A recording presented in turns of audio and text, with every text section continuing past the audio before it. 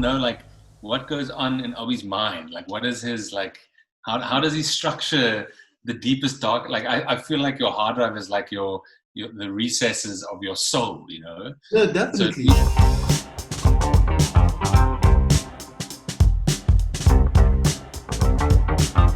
Welcome to another episode of Drive Dives, the show where we dive deep into local creative heroes' hard drives and show you all the files that you never knew you wanted to see. Today on the show, we have Obakeng Molepe, an amazing photographer who we've had the privilege of working with before. Obi, welcome to the show. Super excited to have you here, man. Hey, it's been a long time, dude. It's been way too long. Obi, today we're going to go through some of your drives, man. Yeah, man. I think I put together a collection of a few prints. Hopefully it will work out. Hopefully it's good enough. What's the messiest folder that you have? I'm sure that there's like a mess of it. Yeah, definitely.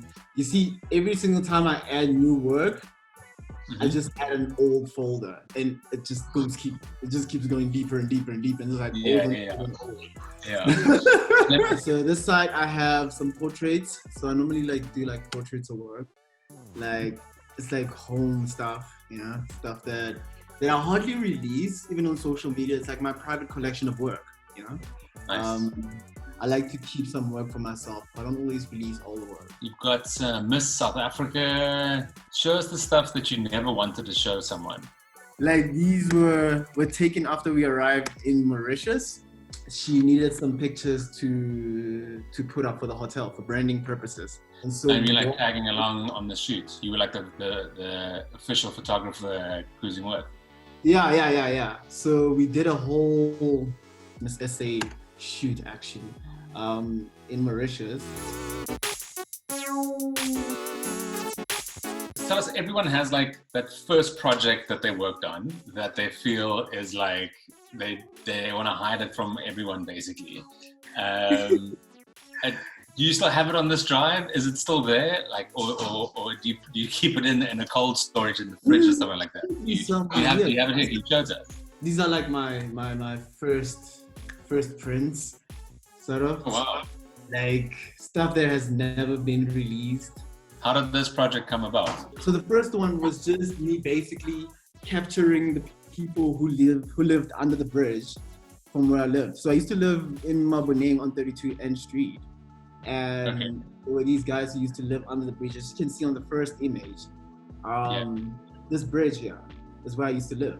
So it was like basically just documenting these people's life under this bridge. I mean, you've got a lot of stuff going on here. Maybe show us the project that you found, like when you did that project, that was like your, like you felt like you've arrived now. This is one of my favorite projects on this planet. I didn't overthink it too much. I instinctively knew what I wanted, and I explained to the model what I wanted, to Sash what I wanted, and he managed to give me exactly what I needed. The project is called Ferry, right? And the whole idea was to capture the journey in between what happens to a person dealing with anxiety or depression. These prints, right? These are like the kind of work that define me also. Yeah. It's not just some work that I was commissioned for. Let's jump back into your drive. I want to peek in a little bit more. Cool. Let's go. This is what I did for Ford. When I was an ambassador for Ford, I did a couple of works with them. You shot some stuff for Bubblegum Club too.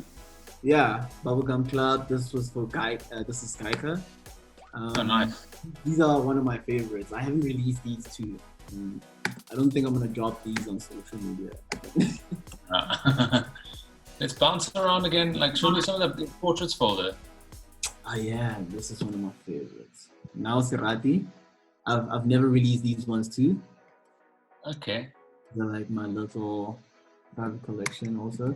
Oh, This nice. is my in the city. And was this for a specific client or just passion projects? Passion projects. You shot some amazing people, Yeah, I mean, I have a lot of people here, hey? And I try not to when I take such portraits, I try to keep them to myself, because it's not you. Like I said, the fact that I want my subjects to be vulnerable most of the time, Yeah.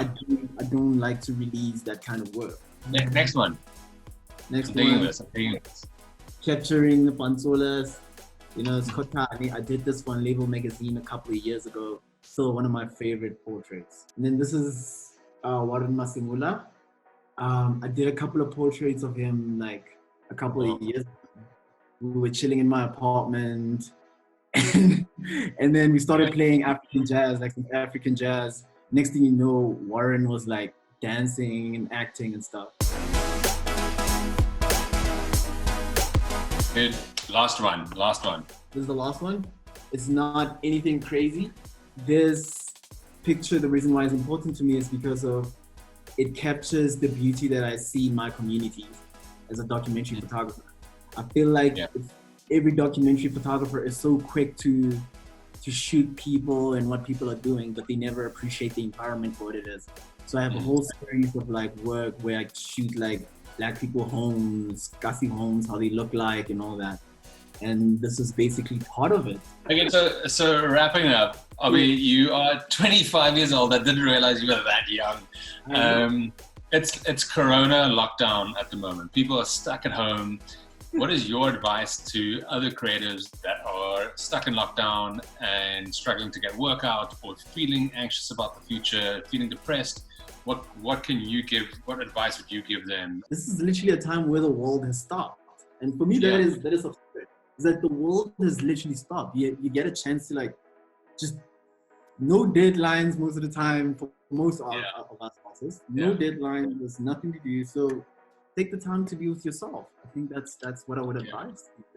Dude, thank you so much for that. That was awesome. And I wish you all the best for the future, dude. Thanks so much.